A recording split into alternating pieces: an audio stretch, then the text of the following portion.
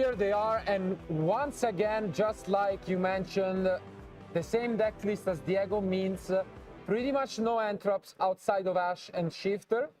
So if Pierluigi wins this die roll, unless there is an Ash, he's in a very good spot, but I'm pretty sure he loses to a 10 from Gianluca, who will be going first. And here, as you mentioned, I think if you are Pierluigi and you are facing Kashtir and you know that it's your best matchup, do you want to lose the die roll? I don't think so, to be fair, but at the same time, we can see how Branded is a very interesting deck. It's pretty much a combo deck, but can play second as well. And that is why, though, it's probably the deck with the least non-engine cards. And that can be seen as Pierluigi is only playing 3 Nibiru, and that's it. I mean, we have seen the Branded deck being played over the past few months, and I think especially during this format with the Gimmick Puppet Nightmare as well, is incredibly powerful. And also Pierluigi is relying on some spicy in his main deck with Gold Sarcophagus, for example, which is something that you don't really see quite often. But more importantly, I would say one of the other inclusion is 3 copies of Super Polymerization. That is a card that obviously is non-engine, but kind of a thin line because you can use it also to advance your combos. But in some matchups, it's obviously insane. Let's see, though, if Gianluca is going to play around Nibiru. It doesn't seem so. He's not going for just a Riser pass. And this means that if there is a Nibiru in Pierluigi's hand, this is huge. At the same time, I gotta say, listening to some of the best players in the world, such as Jesse Cotton, on this matchup, what they say is, if a deck is not playing a Pot of Desires, it means that banishing cards from their deck is really good. So he usually goes for Diablosis, even just to banish 8, because it makes sense. You know, they play a lot of one-offs. If you get rid of those forever, it can really hurt the game. Yeah, I think as an approach, is super consistent. And let's see here what Gianluca's lineup will be.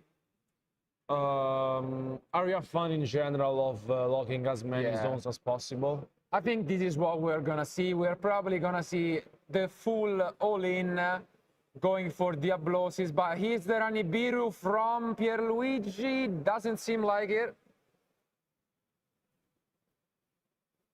And he's gonna go for a Rise plus Diablosis, locking 3 zones. Again, choosing the monsters, very surprising in this matchup, but maybe working out for him. No Nibiru here, which means there is no Nibiru. Good news from Gianluca, who is now taking a look at Pierluigi's extra deck, and you saw him having a lot of one-offs. So he could actually go for either some targets from the Super Polymerization, such as the Starving Venom. But let's see, he has a few options for sure. I think, you can tell he's considering it. Also, the Mad Dragon, it's a very nice hit. Both are pretty much really good with Super Polymerization. Yeah, exactly. And I think he's considering whether, because like maybe he understood that there might be a Super Polymerization in Pierluigi's deck. At the same time, here we can assume that Pierluigi has some tools for going second, because there is a good chance that otherwise he would have scooped to just prevent his opponent from knowing what deck he's on. Exactly. And now he's obviously gonna look at what it banished. And gonna lock even a 3rd zone, I believe, unless he forgets. And as mentioned, 3 zones are locked. Our Ice Art is with 3 materials, and this is a very strong start by Gianluca, who in the standby phase is able to special summon a Fenrir or Unicorn from the deck. Wow! And even the Prosperity to just put more materials under our Ice Art What targets is he playing for the Risart?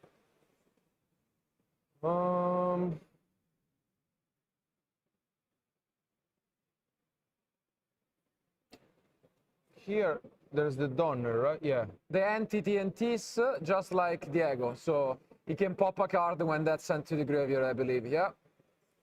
And not much of a choice here. Definitely not what he was looking for. Ash Blossom would have been the best. You can take a book, I guess. Or really the Eclipse one? I think Book of Moon is always better. Yeah.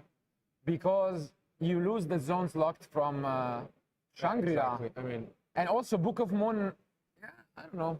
This could be an interesting decision. But as we can see here, he gets back the entity, potentially, and yeah, that's the card he chooses, which is a nice addition to the deck.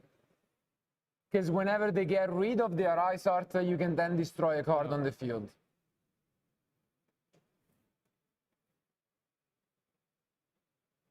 But I still think Book of Moon might have been better. yeah, I mean, I would have picked up the one, especially because, like, with the Eclipse, you don't really resolve that much. Yeah. Given the situation. But this is obviously an interesting position, because as soon as your opponent plays any card, you can use Arise Art and lock the remaining 2 zones. Yeah. So let's see if Pierluigi has maybe a Super Poly would be nice. And it is Super Polymerization, so nice pickup by Pierluigi. This is gonna hurt a lot. And also, let's see what card in the end was banished by the Diablosis from the extra deck. Yeah, I think he might. Wow. Yeah, I think he got rid of the Mud Dragon. Yeah. Yeah. So the Starving Venom is there. At the same time, what can happen here is that we can use the Elder Entity to pop a card. Yeah. But if he goes to destroy the Starving Venom, it can then be used to get rid of the Shangri-La. And that's why I think he used it in the draw phase.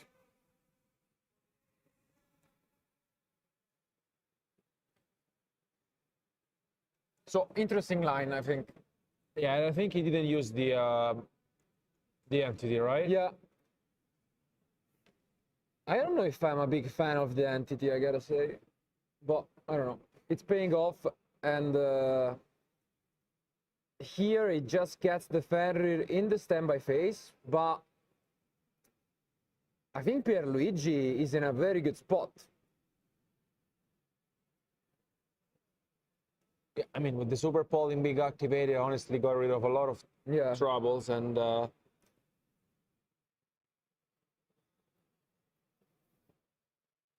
at the same time, I think also the birth can be somewhat annoying, because, for example, if Branded Fusion is activated, you can then banish whatever they send face down and lock another zone. And here we see the gold sarcophagus, nice throwback.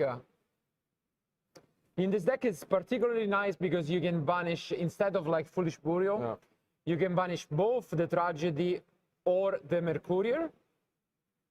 And let's see what he has left. It is the Mercurier.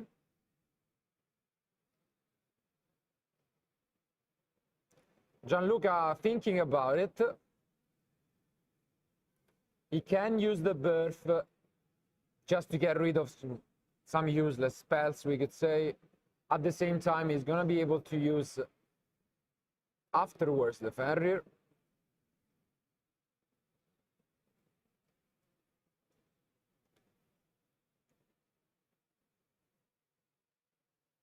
And yeah, gonna resolve, but Fenrir can be used in a new chain to get rid of this Venom. Let's see. Yeah, gonna go for it. So gets rid of the Venom face down and gonna lock a 4th zone with the Kashtira, but I think you can also use it to then destroy itself to play around the Albats, which I think would be an interesting play. What do you say? Yeah, I mean, I think like you give them the zones back, but I think it's interesting. I don't know. yeah, I mean, it depends also on what Pierluigi is holding at the moment, because, yeah, now he goes with the Albats. Yeah, he gets rid of the Saronin, not that it matters that much.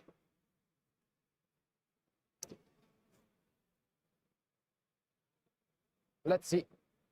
And here still, I think that the Book of Moon in general would have been better. Saronir is a nice send, because you can obviously use it afterwards. And yeah, I really don't like this line from Gianluca. I think I would have liked it, because you know this is coming up. So why not just use the fuel spell? Maybe he just missed the play, but I think it would have been a nice catch. Now the Saronir can be used to send the Retribution or any other branded card. But very well played by Pierluigi. Yeah, I mean, and yeah, the Retribution is after there. saying what Gianluca was able to do in first turn, and I think this is impressive, honestly. Especially because he lost a lot of cards, and yeah. And by the way, this is all before branded fusion. Yeah. So for people who tend to say this deck is only on branded fusion, you can see here why that's not true. And here we see a nice synergy. He can send the branded fusion and get it back with the Retribution potentially. And I think that's what we're gonna see. Yeah. Very nice play by Pierluigi.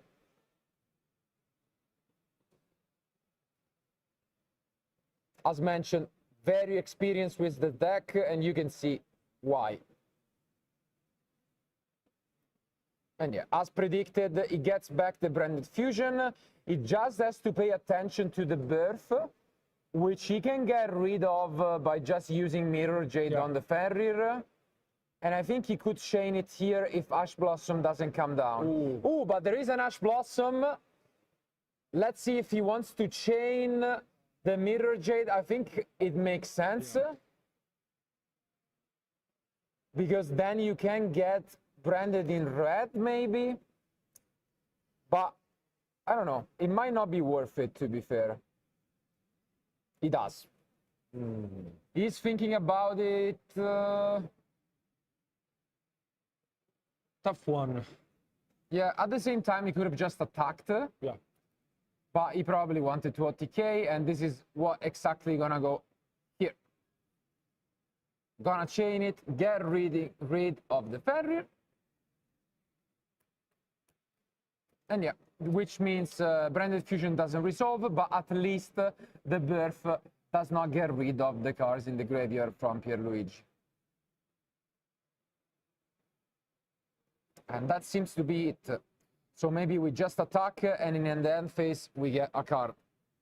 I think it was very well played by Pierluigi, honestly. With what he had, I mean, the super polymerization was incredible.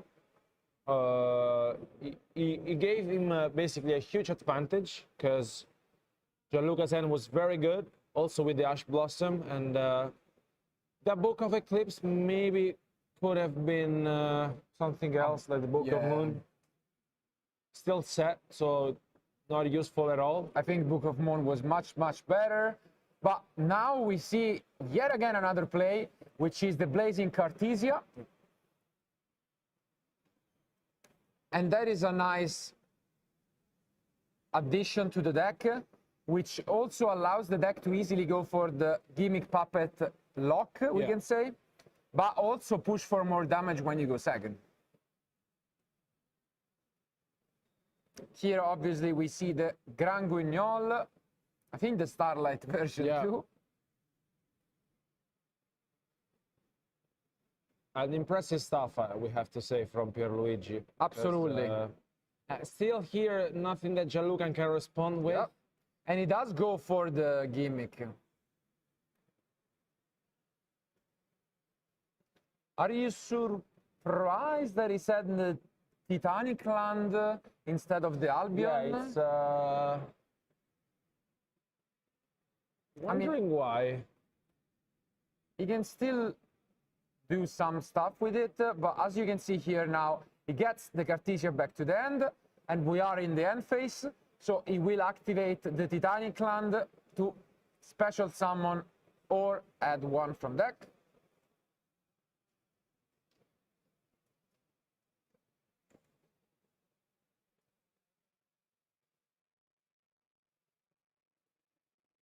Yeah. As expected, using the Titanic Land. And this is one of the other additions of the deck, which is the Quem. Amazing card. First of all, it sends one from deck, and then you get to special summon from the graveyard and just extends your plays further, especially when there is an Ash Blossom, as mentioned, which is there. Yeah.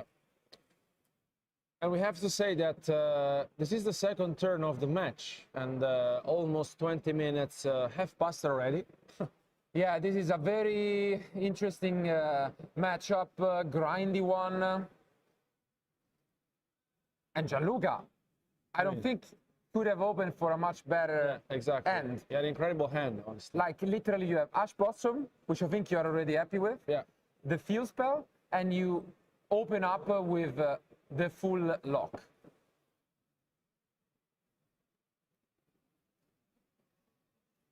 And yeah, here you can see a nice line from Pierluigi. And he's gonna activate the Branded in Red immediately. No response, obviously, from Gianluca. And we might see another Mirror Jade or just the lock. Yeah, makes sense. This is the new way to go for this combo, even without Branded Expulsion. As you can see here, you can go for Albion, the Sanctifier Dragon, which essentially has a very similar effect to Branded Expulsion, and will allow Pierluigi to go for the Puppet Lock. What a turn by Pierluigi. Amazing, amazing stuff.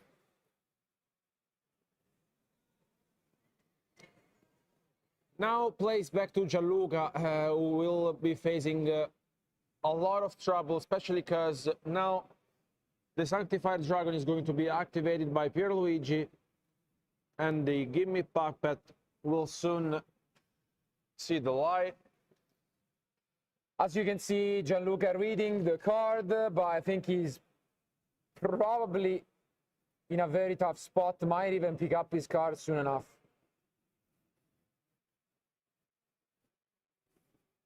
And yeah, as you can see here, gonna get back to Cartesia, gonna give his opponent the Gimme Puppet, and how can Gianluca even fight back from this? And this was all through an Ash Blossom. Wow. I mean, this is very, very impressive from Pierluigi. Gianluca sets through, and play is back to Pierluigi.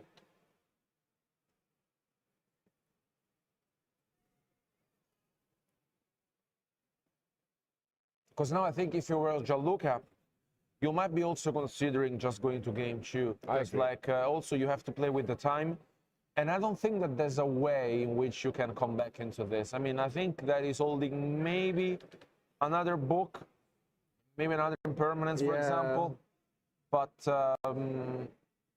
I think maybe he's hoping that with the Book of Eclipse he can survive, but I mean, it seems to be a little bit of a stretch. Yeah. And at the same time, if we go into time, it's definitely Branded who has the advantage with cards like Masquerade, while Kashtira is known for not having a real win condition.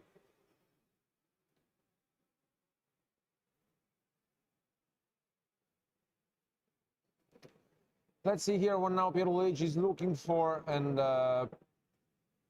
he activated the Albion for after having sent it with the Mirror Jade, and it's just taking some time before taking the Branded Fusion.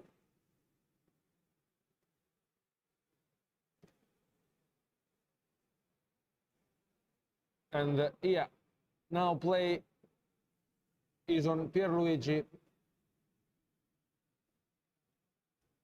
who is on the driver's seat basically. So it's yeah, I mean, he knows that he knows exactly which face down card is the Eclipse, and I think he's gonna try his best to just play around that. The nice thing about Brander is that you can go for multiple gimme pack locks. yeah. So it's very tough to fight back. And yeah, here we see branded fusion. I mean, the only thing that I will consider if I were Gianluca, given that he's an experienced player, is that if you can really win this one, because I think if you are Gianluca, you know it by what you have. I think I might be going to game 2 straight without even, keep waiting. It's possible. I think he just maybe wants to play the grind game with just this Eclipse, as I mentioned. Yeah, because there is a weird universe in which, with the Book of Eclipse, you mill your opponent. Maybe he has 2 Book of Eclipse. I might be having, yeah. And like, okay, you just make them draw 12. They already banished like 9 with the applauses. So maybe that's the only thing I can see. I'll take that. Let's see if it becomes reality. Yeah, that would be funny, not gonna lie. So I'm kind of wishing that happens, just for the sake of entertainment. But I mean, we'll see.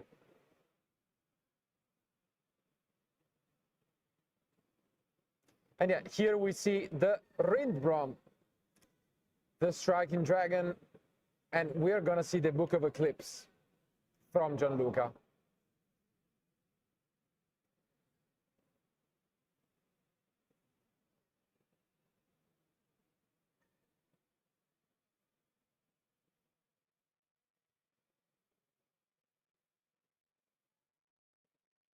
And here, surprisingly, actually, he had already a Book of Moon. And so one of the new face down is the Eclipse.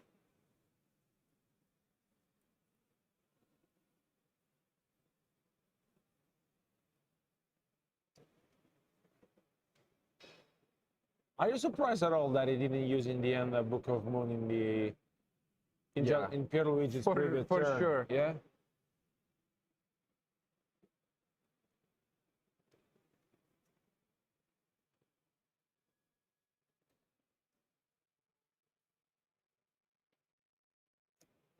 But again, now Pierluigi knows that one of them is the Eclipse.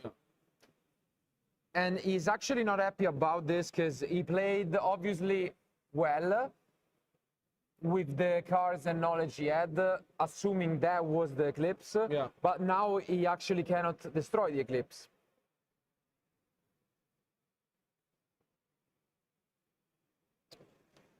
Because now, I mean, of course, you still have the advantage of knowing that one of the 2 set cards is a Book of Eclipse. But the thing is that you basically play to let your opponent activate it, right? Yeah. So now, once again, I think you really have to find a way to deal with it and try to find a solution, basically, because I think Gianluca, as you mentioned, is just waiting. No, as I mentioned, the only win condition I can see is having double book double book of Eclipse into just milling his opponent. And I think it will be possible because basically I think Pierluigi lost already 8 cards. Yeah, I think there are like 12, 10, I think something so. like this. Yeah. Probably 10 cards in the deck.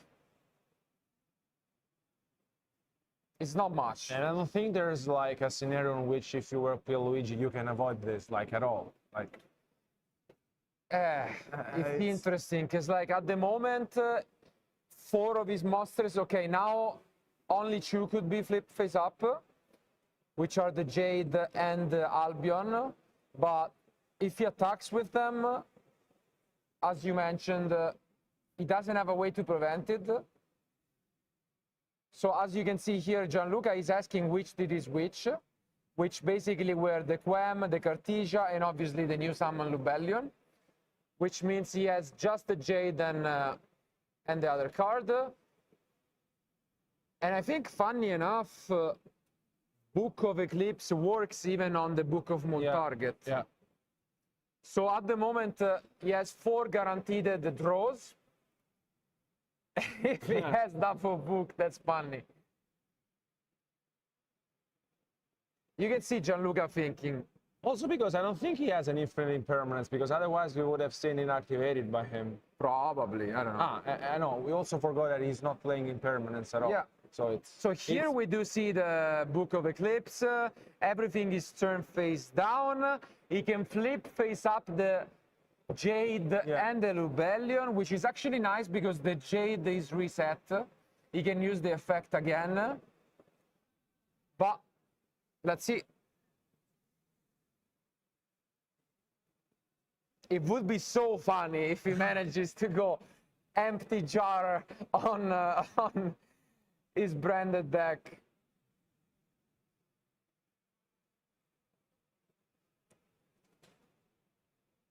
Wow, it goes to the end phase. Really? Doesn't even flip face up his cards. Wow.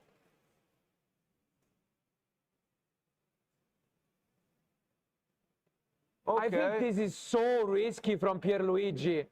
If there is another Book of Eclipse, this might be over. Let's see. So gonna draw 6 cards. Is there another Book of Eclipse from Gianluca? There might be, and this would be such a rough play from Pierluigi. I think Gianluca is thinking about it.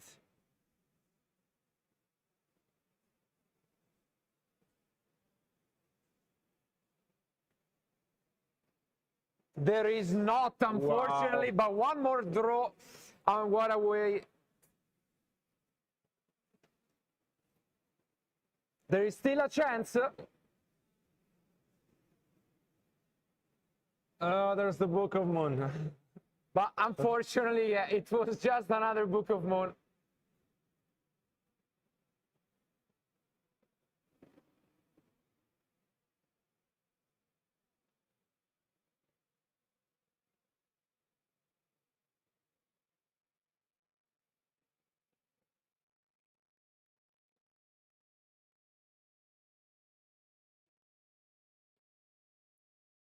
And Gianluca picks up his cards after a 30 minutes game 1. Yeah, what a game and what a start of this match.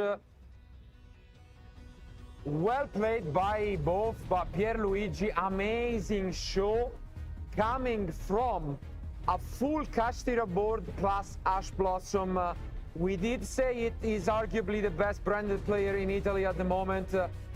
Maybe that's an understatement, and he's the best in the world. I'm not sure, but I was definitely impressed by his plays. I mean, he played incredibly well, especially because not only Gianluca did start with the field spell and, you know, having the Rise Art plus the Shangri-La plus the Mind Hacker, also the Ash Blossom was there. And the Book of Moon.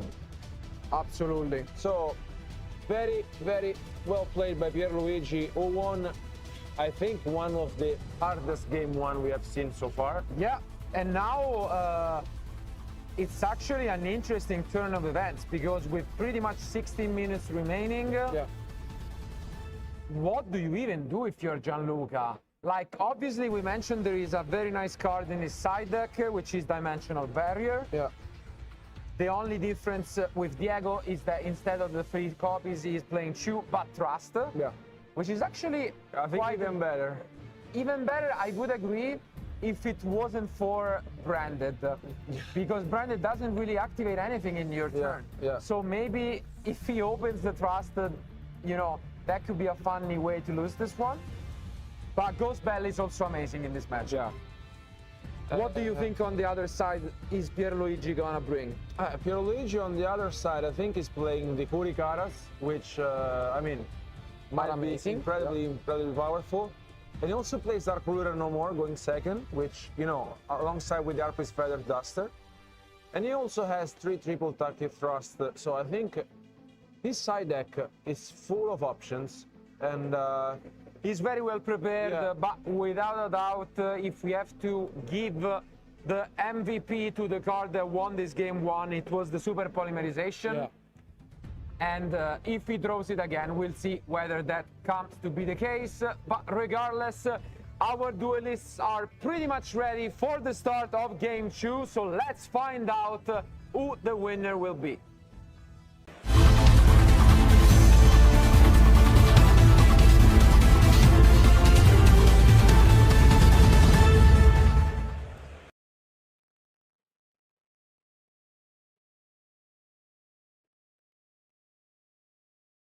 And again, one of the issues that I can see with this is that Pierluigi can just wait it out, play, try to just win 2-0. Yeah. But if things get rough, he has the option to just scoop up and go for a masquerade in game 3 to just win in time. And that's obviously a nice addition to the deck, which Cashtira doesn't have. Yeah, exactly. And I think he has this advantage that, I mean, there are 40 minutes on the clock, which means that if he really sees that this game is not going in his direction, he might be also taking the lead on saying, I'm just going to game 3. And here, I think Gianluca is speeding things up a little bit because he knows that there's not so much time left on the round. And I think he's showcasing us what we have witnessed in game 1. Just going with the standard line with Shangri-La plus the Riser, banishing the Big Bang. And yeah, now he's continuing to locking the zones as he did in game 1. And I mean, this is what we saw in game 1 pretty much. Yeah. I think it makes sense. Outside of the field spell, which is a nice addition, but it's pretty much what we already saw.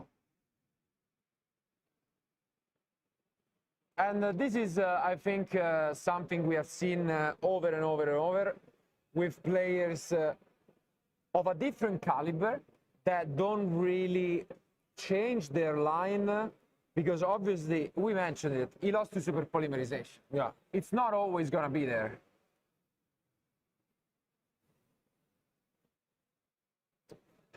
I think here you get rid of, I mean, if you got rid of the Mad Dragon in game 1, would you get rid of it in game 2 as well?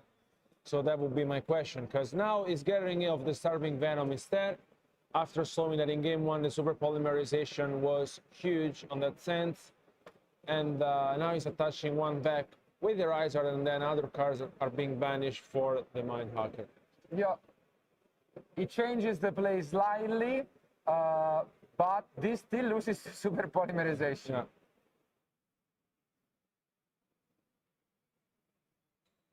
Yeah, I mean, if you don't really want to expose yourself, maybe you just could consider going for the Riser pass. But as you can see, though, at least he got rid of the Starving Venom, but once again, amazing hand by Gianluca. Again, with the Prosperity, looking for Ash Blossom, I would say, #1 priority, or even better, Dimensional Barrier. Which, unfortunately, though, doesn't play around Super Poly, because you can use it right away. Yeah. So, let's see what he can pick up. Would be funny, again, to see the Trust and not the Barrier here. Let's see. Don't want to jinx it for Gianluca, of course. And it is Dimensional Barrier, so that's obviously a really nice pickup and an easy choice from Gianluca. So this could be a very quick game 2 here. If there is no answer from Pierluigi, what can you even do against such a strong opening? Because I think this is even better than in game 1, because there's the Deep Barrier instead of having the Ash Blossom. So here, plays back to Pierluigi. The best cards, obviously, to play around Barrier are Super Poly and Kurikara, but Pierluigi, unfortunately, does not have the means to fight back, and it's the opposite of game 1. Quick game 2, and score is even, 1-1. Yeah, I mean, well played by Gianluca, who once again opened up with a very strong hand. And as soon as Pierluigi recognized that there was nothing else that he could have done, he just picked up his card.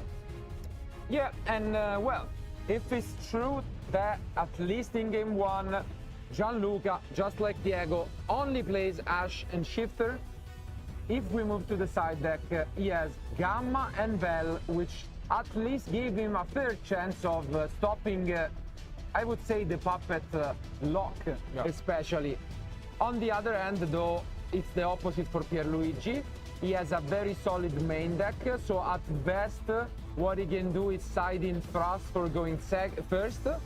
But I wouldn't be surprised if he didn't actually change a single card going first.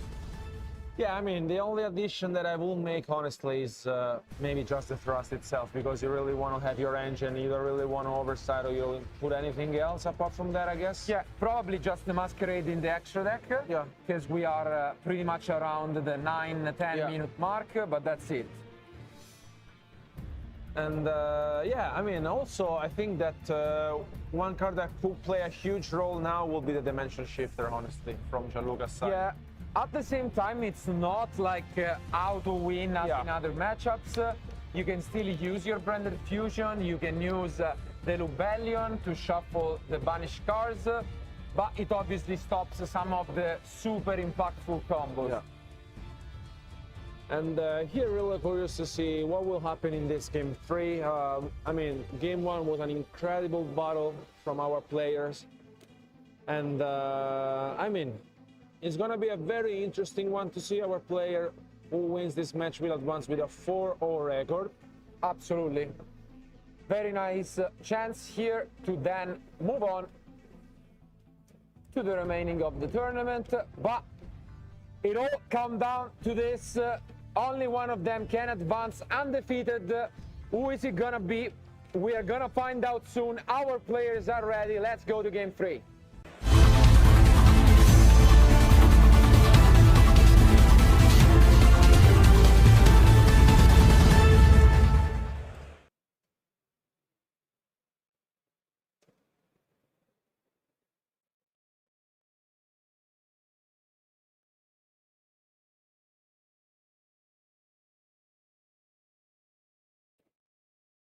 And let's see if Pierluigi opens up a card. I see the gold sarcophagus, which is a really nice opening option.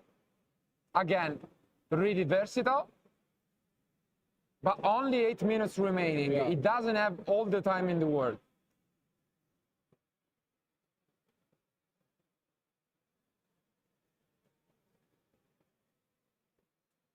Okay, he opens both Foolish Burial and Sarcophagus, which means this is pretty much a forced tragedy or Albion, and on the other end, the Sarcophagus has the double option. Yeah. And I think that's a Cartesia, yeah. Okay. Okay. Makes sense, special summoning it now that you have the option in the graveyard. Mm. Wow, and even the Aluber. But the Gamma is gonna be there. He can chain the Cartesia potentially. Is he going to resolve? Very interesting opening here. And yeah, he's gonna chain the Cartesia. Is there a response? No. So we are gonna see the Gran Guignol. And the Gamma is gonna resolve the special summoning the driver from the deck.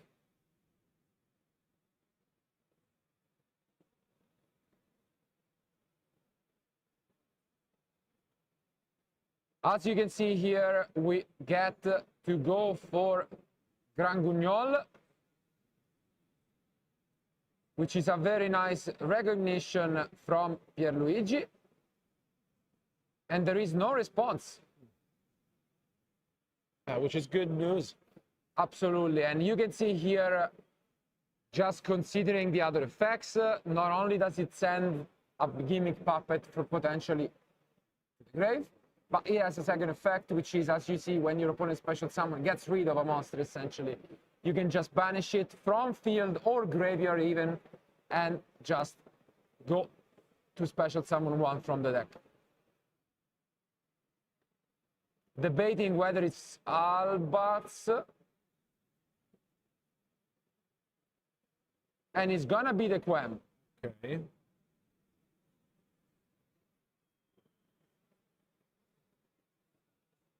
As you can see here, it sends one, which is the Albion. Let's see if he has other plays. We know the sarcophagus is there. He has already normal summoned, and he can send the Retribution, which now gets him the branded fusion. Nice, nice play by Pierluigi. He knows this deck extremely well.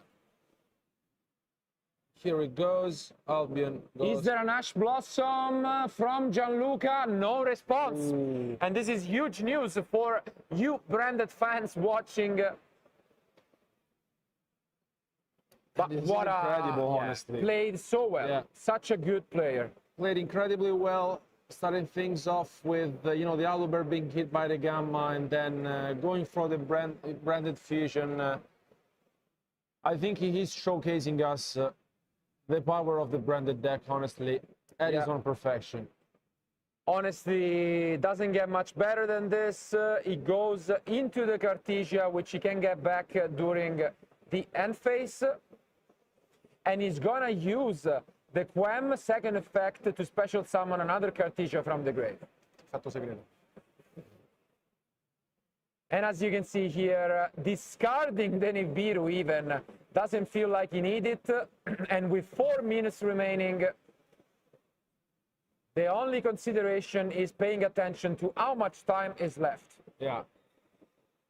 Because, now almost 3 minutes over from... And last card in hand, Sarcophagus. You can get to the Gimmick Puppet. And what a nice play by Pierluigi. So impressed with this guy.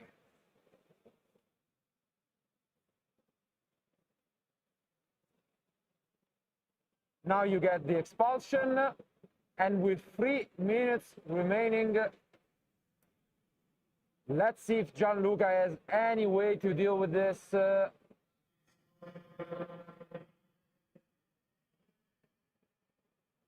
Ghost Bell could be a nice way, but by doing this, he can choose cards that are banished, which means Ghost Bell cannot be activated, which is another nice play by Pierluigi. I mean, look at this. This is insane. So well played. And as you can see here, Gianluca gonna try his best.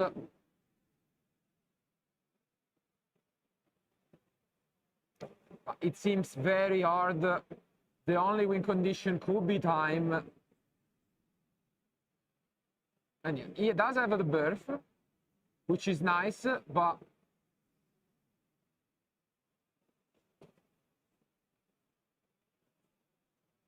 as you can see here, Fenrir gets banished.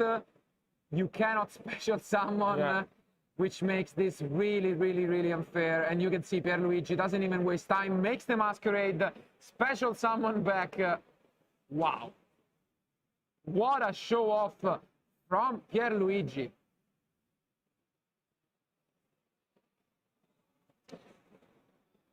Incredible stuff, honestly. And I think he just passed. I think so.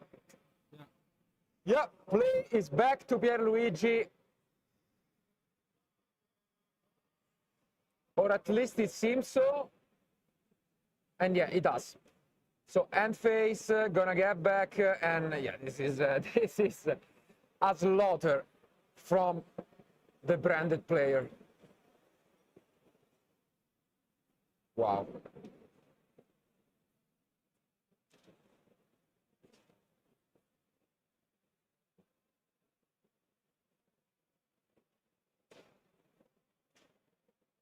$60 seconds remaining, so Pierluigi will enter battle phase, I would want to say, as soon as possible.